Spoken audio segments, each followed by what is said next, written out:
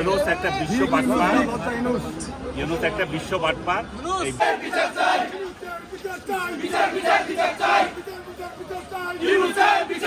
ইউনুস যে একটা অপশাসন কায়েম করেছিল, 18 মাস যে বাংলাদেশটাকে একটা ধ্বংস করে দিয়ে গেছে, বাংলাদেশের প্রতিটা ইনস্টিটিউশন ধ্বংস করেছে এবং নিজের চুরি চামারি করে কীভাবে নিজের অর্থ লাভ করা যায়, নিজের মামলাগুলো খারিজ করা যায়, আয়কর ফাঁকি দেওয়া যায়, সব কিছু ইউনুস নিজে করেই দিয়ে গেছে এবং সর্বশেষ যাওয়ার 3 দিন আগে বাংলাদেশটাকে আমেরিকার হাতে বিক্রি করে দিয়ে গেছে। তো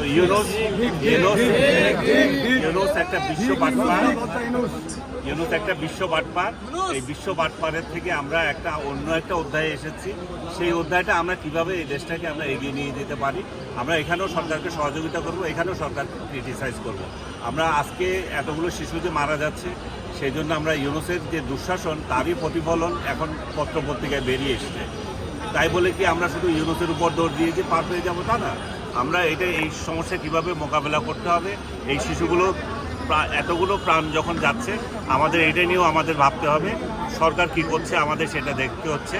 সরকারকে আমরা এই অবিলম্বে বলবো যে যে সমস্যার মধ্যে আমরা পড়েছি এটা সমাধান করেন। পাশাপাশি ইউনুস যে অবহেলা করে গেছে, ইউনুস এবং তার সাংঘাতরা, তার স্বাস্থ্য উপদেষ্টা, তার স্বাস্থ্য সহকারী উপদেষ্টা, এদেরকে আইনের আওতায় আনুন।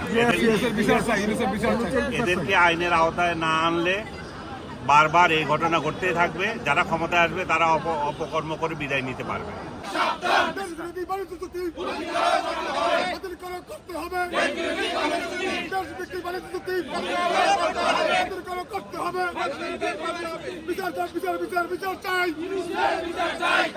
বিচার